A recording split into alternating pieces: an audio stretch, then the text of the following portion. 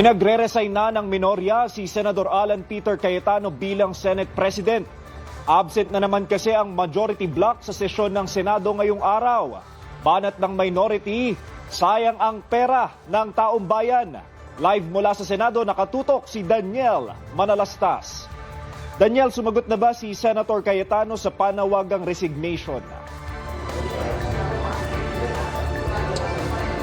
Gab, nagkakatapos lang nung Facebook Live nga ni Senate President Alan Peter Cayetano.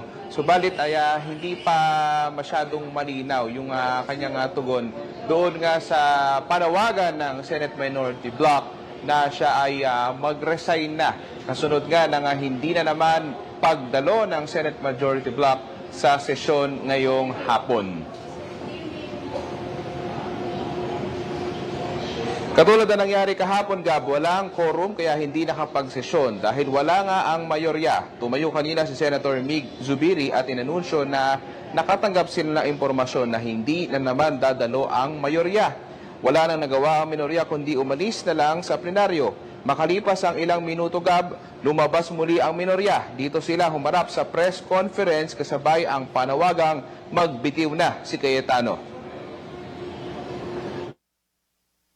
Senate President Alan Peter Cayetano should resign as he has shown that he cannot function as the leader of the Senate anymore.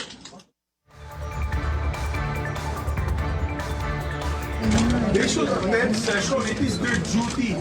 Binabayaran tayo ng taong bayan para magtrabaho, para mag-legislate. Ayon sa mga senador, sayang ang pera ng taong bayan. Nilinaw din nila na hindi nila hinahadlangan ang pagdinig sa Senate Blue Ribbon Committee taliwas sa ilang aligasyon kanina ni Cayetano. Tinawag din ito ng ilang senador na impunity. May hamon naman si Senador Raffy Tulfo kay Cayetano. Hinahamon ko si Alan Peter Cayetano. Kung matapang ka, pumunta ka dito bukas. Otherwise, duwag ka.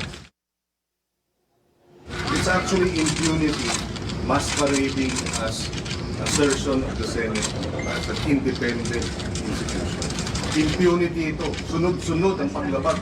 Mula nung May 11, mula nung pagbubuo ng mga komite, mula nung kami nag-walk out dahil nga hindi kinikilala o dinidisregard, binabaliwala ang ating rules. At hanggang ngayon, hanggang kanina, hanggang kahapon,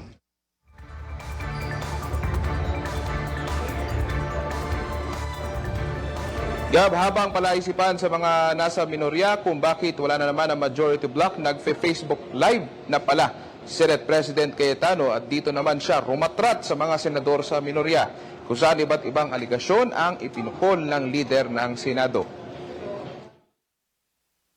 It's also a parliamentary tool to ensure na tuloy ang Blue Ribbon hearing sa Thursday. Ulitin ko po ginamit nila yung parliamentary tool na walk out para po hindi matuloy ang pag-change ng rules. To ensure na hindi agawin ang mga committees para po matuloy ang hearing ng Blue Ribbon sa Thursday at ang iba't iba pang mga importanteng hearing sa bawat committee. Yes, you heard me right.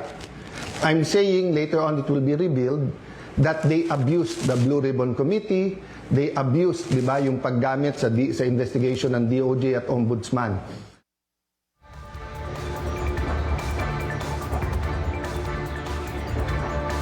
Samantala, Gab, sumagot nga bali nakadalawang Facebook Live pala, ito si Senate President Alan Peter Cayetano. Una yung kanina nung palaisipan sa mga nasa Senate Minority kung nasaan nga yung Senate Majority. At matapos na yan ay nagsagawa nga ng press conference itong Senate Minority Bloc at sumagot naman ng isa pang Facebook Live itong si Senate President Cayetano. At sinagot niya yung hamon ni Senador Raffy Tulfo na kung siya nga ay hindi raw dadalo bukas ay siya ay duwag. Ang sagot ni Senator Cayetano, hindi ito isang radio o TV program at ito raw ay Senado ng Pilipinas kaya kailangan daw silang maging professional. At hindi ko alam kung pabiro ito sagot niya pero kung sabi niya rito, to quote, kung hindi ka lang Tulfo at hindi lang Tulfo ang kapatid mong si Senator Erwin ay sinumbong na rin niya ito ang mga senador na ito kay Tulfo. Yan muna ang pinakahuling update mula rito sa Senado. Gab? Maraming salamat, Daniel Manalastas.